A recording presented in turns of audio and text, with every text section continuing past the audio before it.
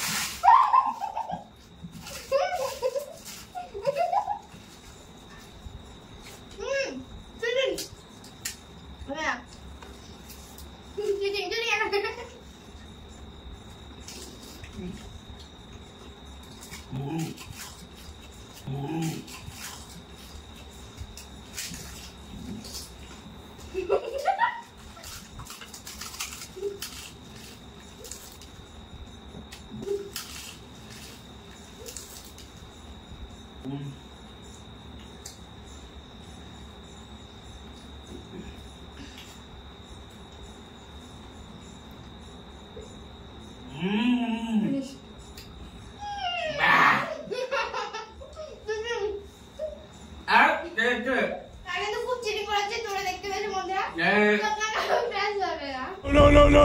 দেখা জিতে গেছে আকাঙ্ক্ষা দিদি। দেখো 500 টাকা পেয়ে যাবে কচকচে।